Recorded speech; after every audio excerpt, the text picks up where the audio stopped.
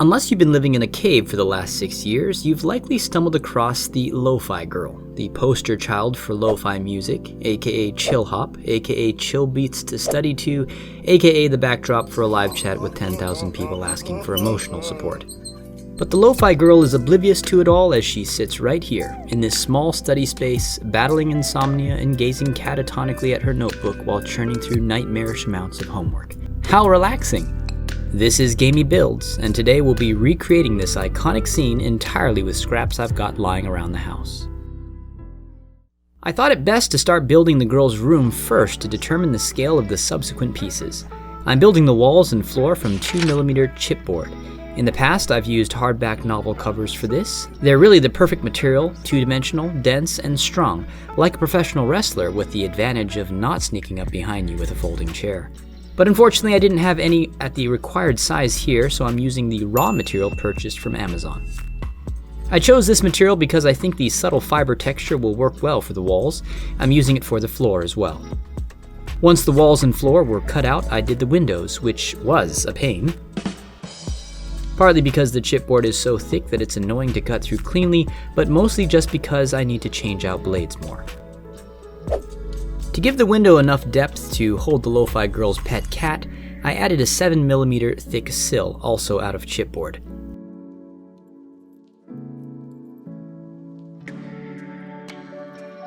After a bit more window detailing, this time with 1mm chipboard, I added the exterior walls of the room. For those, I chose cheap dollar store foam core so that I could carve in some cool textures later. Of course, because foam core is so thick, the edges need to be cut at a precise 45-degree angle for a clean corner when glued together, an effect that I sometimes achieve when dreaming. Then it was on to texturing that foam core. After peeling away the paper backing, I measured out parallel lines spaced 1 centimeter apart, going all the way down the wall, and then scribed those lines with a dull pencil tip.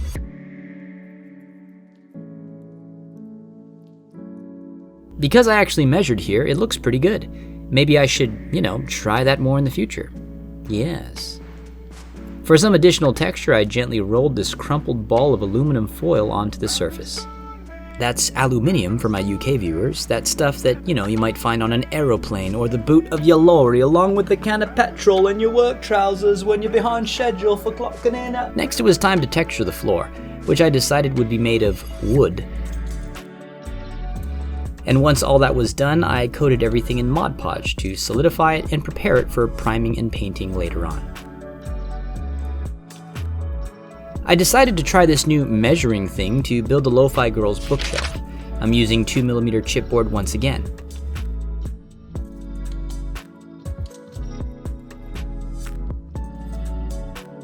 I went off the rails a little here, doing 3 shelves instead of 4, and adding a bit of overlap to the top of the bookshelf for some added character, because I'm a rebel with a wild streak.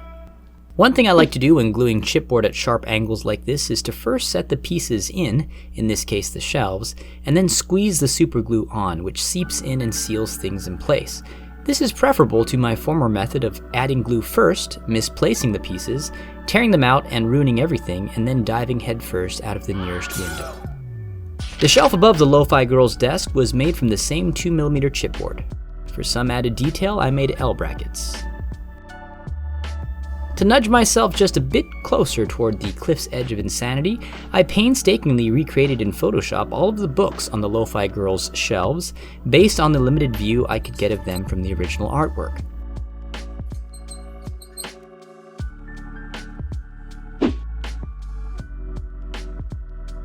For the book's pages, I'm using this DIY notepad made by my dad. He likes to make custom things too, and this notepad is simply some 70-gram paper cut down and glued on one edge. I creased out the book covers along their spines, glued them onto the glued edge of the notepad, and then cut the paper to fit.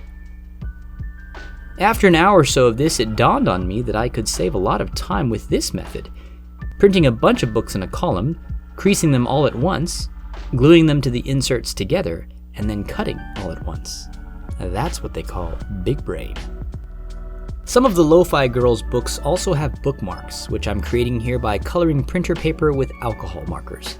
This is a superior method to printing or painting with acrylics, since the alcohol ink bleeds through the paper, meaning that any visible paper edges will be of the same color. I wouldn't recommend soaking yourself in alcohol for this process, as you'll never be able to make these fine cuts, which I can barely achieve when sober.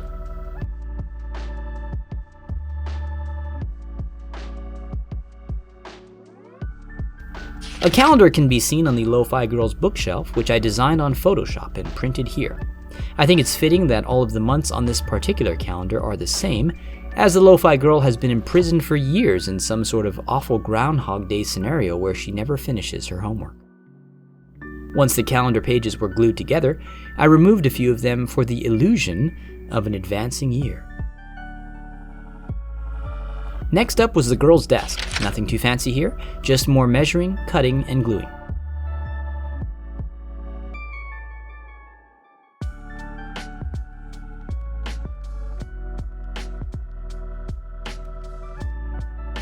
Finally, I added tiny glass beads for the drawer handles. Off camera, I filled the holes in the beads with plaster for a flat, smooth surface, then coated all the furniture in a generous lathering of Mod Podge. For the Lofi Girl's office chair, I designed and printed this emaciated starfish as a template for the legs, then filled in the shape with polymer clay. For the seat cushion, I deep tissue massaged this aluminum into the desired shape and covered it with clay. I did the same for the seat back and then threw it in the oven. Once the chair had hardened, I added a spine by covering this piece of aluminum in polymer clay and baking it. This particular aluminum comes from a disposable oven baking tray.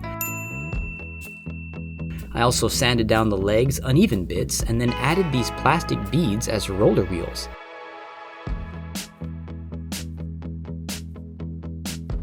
To cover the beads' holes, I punched out some cardstock and glued the circles on.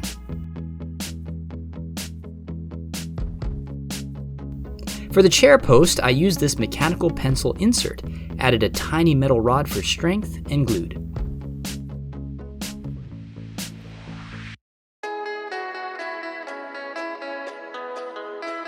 For the Lofi Girl's pens and pencils, I used toothpicks, shaved down slightly with my X-Acto. I added extra details to some and generally tried to replicate the way the pens look in the original art, and then painted with cheap craft acrylics.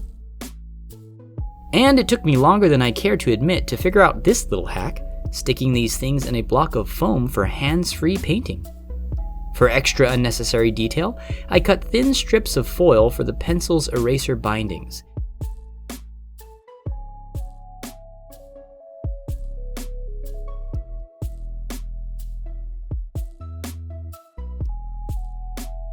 And painted some of the clips silver. I also added tiny logos here and there and dipped the tips in black ink for that mwah finish. And hey, remember those awful tea lights that almost killed me in this video? Of course you don't, because no one watched it. Well, I had one of these caps left over from that project, and so I turned it into one of the Lofi Girl's many pencil cups here. While we're working on affordable stationary housing, here's another made from a superglue cap. How about some counterfeit Apple products? First, I printed this laptop image, then cut out some chipboard to match its footprint. I'm using 2mm chipboard for the body of the laptop and 1mm for the screen. After rounding the corners and edges, I painted with MacBook silver and added an Apple logo because I have no life. Then, after covering the screen of the printout with packing tape for a glossy finish, I cut everything out and glued. I was really dreading this next little bit, the desk lamp, because if you've seen my attempts at wiring LEDs, you know that I am a horrid electrician, but this diorama simply wouldn't work without the lamp. I used this eyedrop bottle top for the neck of the lamp, cut it in half, and then used air-dry clay to complete the bulbous shape. While the clay dried, I constructed the base of the lamp. I'm using a 3-volt ion lithium battery for the bottom and this Lego piece for the top. I trimmed the Lego down just a bit to here and then drilled a hole on the top and the side for the electrical wires to thread through. Aren't you impressed that I'm thinking ahead? Yeah, so about that thinking ahead thing, I neglected to plan for this giant battery pack. I ended up sticking it on the side of the outside wall, where we'll need to find a way to hide it later. And the eviscerated innards of a mechanical pencil provided the rest of the lamp's hardware.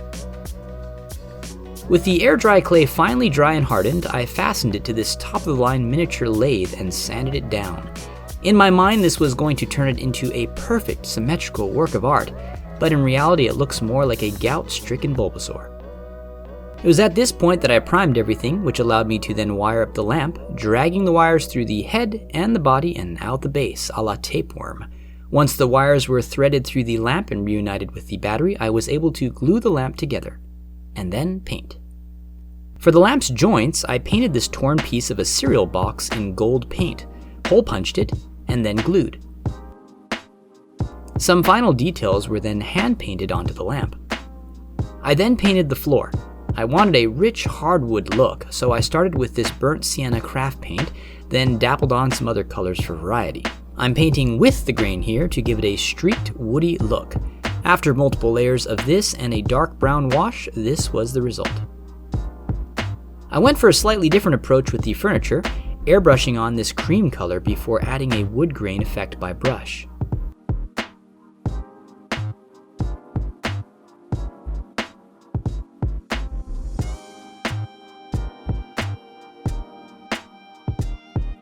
Watered down dark brown acrylics helped bring some life into the shadows and edges, along with some knots and dark grain in the wood. For the drawer handles, a nice coat of gold. Because I didn't want visible brush strokes on the walls, I airbrushed them as well, then added the baseboard trim color by hand. And yes, this step was already completed before the lamp, so you've already seen it in that clip, but this build was really impossible to do things in order with, so get over it. For the tiny figure on the Lofi Girl's shelf, I used clay.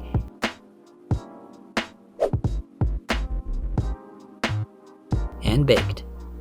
Next was this thing in the window. I believe it's supposed to be a cat, although the body shape would suggest a bit of hut breed as well.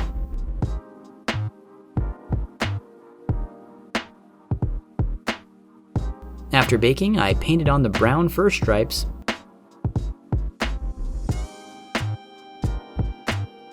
and face. And here's me painting the pencil cups for the desk.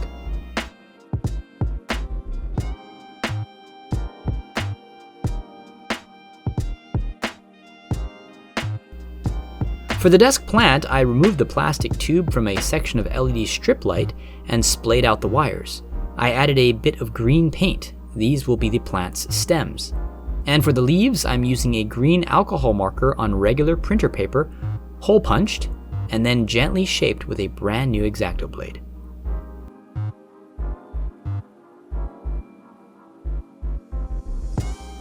The wires were then inserted into the pot and the leaves were glued on one at a time. Finally, a touch of paint to add some dimension to the leaves. A last minute thought I had while priming previously was that this hairspray cap would make a lovely trash bin. Once primed, I snipped a latex glove finger, which made for a perfect trash liner. I next returned to the exterior walls. After tracing out the shape of the pack onto the foam core, I removed this rectangular bit, then hot glued the wall into place. After some crude measuring, I slapped in these two filler pieces for the sides, and some underwear for this guy here. Off camera, I built this little ledge from chipboard, then coated it, as per usual, with Mod Podge to seal it. I then glued the second wall, then hot glued both walls onto the floor base. And it was at this point that I realized that I was basically building a dollhouse for a tiny girl. And so please excuse me while I try to pump a bit more testosterone into this bit here while I patch up the seams. After chopping some wood while shirtless in the snow, I got to painting these exterior walls. This is a mixture of baking soda and white and gray acrylic paint, and the brush is made with bristles from the beard I grew just now. I then smeared red onto the bricks in a very manly and confident way, and to give the bricks some color variation, I did this over and over with a variety of reds and browns. I then added a black wash, which in this case was just water mixed with black acrylic paint. Washes help give things a weathered look as the pigment seeps into the recesses and makes it look old and dirty. Here's Chuck Norris. And with that done, the final thing left on the walls was black for that stark cutaway effect.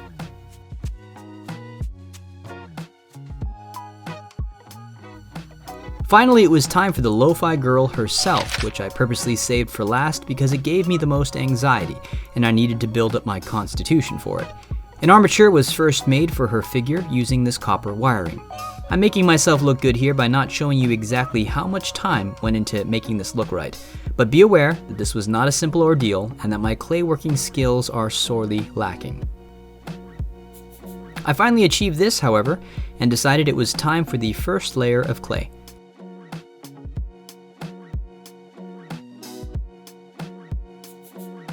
After baking the base skeleton, I started adding the figure that would be visible, starting with the Lofi Girl's green sweater.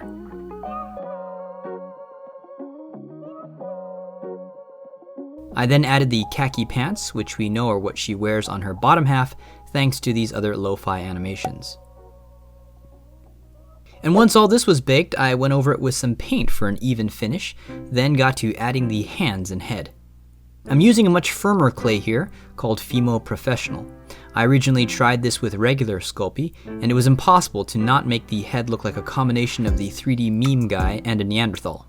The firmer stuff here kept its form much better, but since it was only available in white, I had to paint it all Lofi Girl skin tone after baking. And after carving and adding the hands to the figure, I did the hair. Yes, I am doing doll's hair.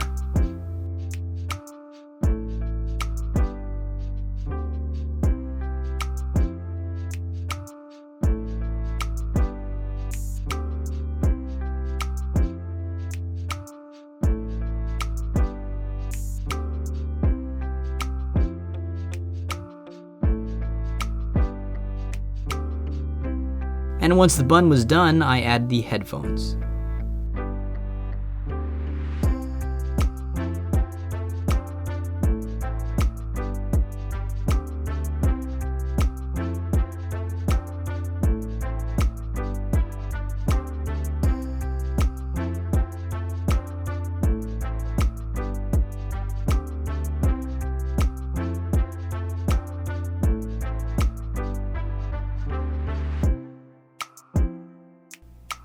Once all that was finally completed and I was as satisfied as I was going to get, it was time for assembly.